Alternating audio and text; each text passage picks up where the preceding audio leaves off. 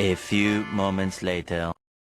Halo teman-teman, sekarang kita akan membahas tentang merekonstruksi informasi tentang masyarakat dan kebudayaan melalui sistem pendidikan di persekolahan. Disimak baik-baik ya materinya. Nah, yang pertama, misi pendidikan persekolahan. Dalam hal pendidikan kepribadian, sekolah membantu dan bekerja sama dengan keluarga dan lembaga agama. Dalam hal pendidikan kewarganegaraan, sekolah bekerja sama dengan lembaga-lembaga pemerintahan dan masyarakat. Dalam hal pendidikan intelektual, sekolah melakukan sendiri walaupun memperoleh bantuan dari lembaga lain.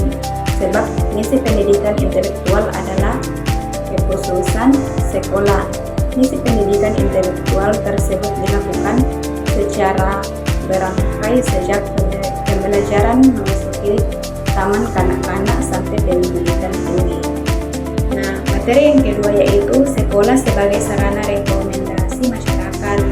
Peran sekolah dalam merekonstruksi masyarakat berarti sekolah merekonstruksi sebagai tata nilai yang telah ada dalam masyarakat yang oleh Milosevich disebut sebagai upaya yang mengembangkan kebudayaan.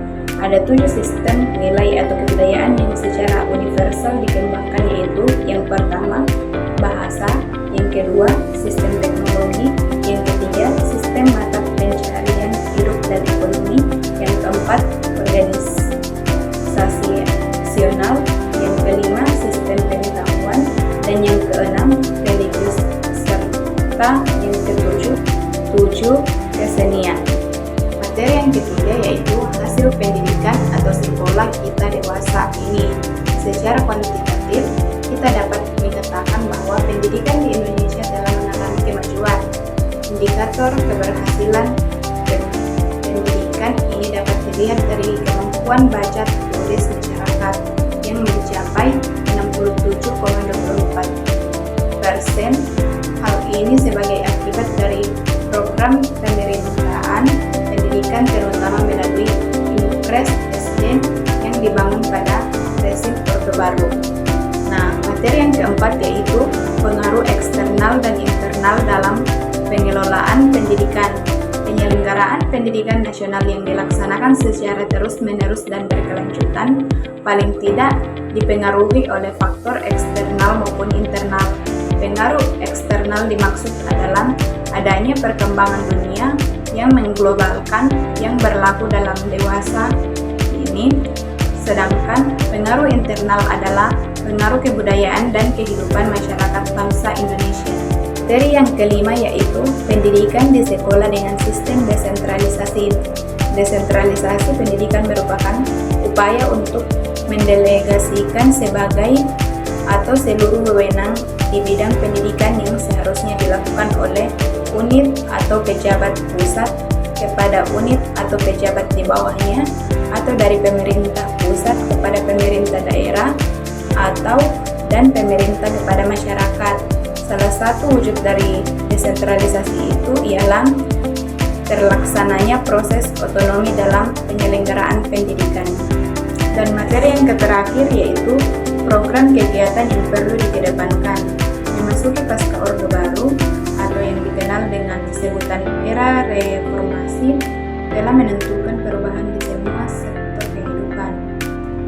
13 hal yang perlu menjadi pertimbangan bagi reformasi pendidikan yaitu yang pertama, perlu disadari bahwa setiap orang adalah pribadi yang unik dan mempunyai bakat yang berbeda-beda dengan lainnya.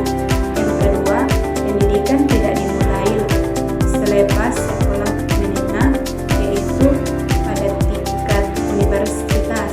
Yang ketiga, perlunya sebuah sistem penilaian yang mencerminkan proses murid dengan berbagai kelebihan dan kekurangannya. Yang keempat, perlu disadari bahwa sistem pendidikan itu tidak bebas nilai. Yang kelima, sekolah bukanlah semacam bengkel reparasi bagi semua kerusakan masyarakat. Yang keenam, perlu dikoreksi keyakinan bahwa isi pendidikan bisa diatur lewat birokrasi dan sedapat mungkin harus diselenggarakan.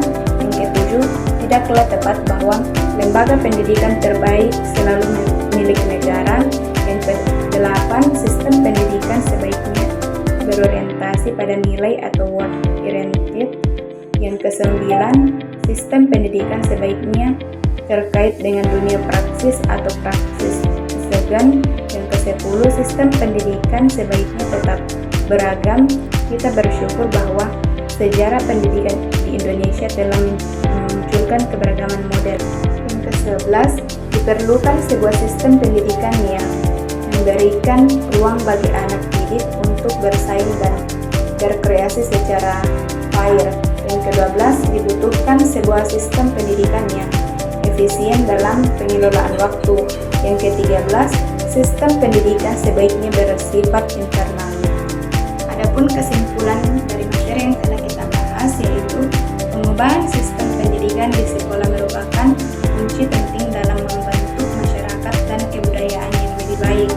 Pendidikan yang menekankan pada pengembangan keterampilan berpikir kritis, karakter, dan nilai-nilai sosial akan melahirkan individu yang tidak hanya cerdas secara akademis, tetapi juga bertanggung jawab sebagai warga masyarakat. Melalui sistem pendidikan yang inklusif dan beradaptasi dengan kemajuan teknologi, siswa akan lebih siap menghadapi tantangan global serta mampu berkontribusi secara positif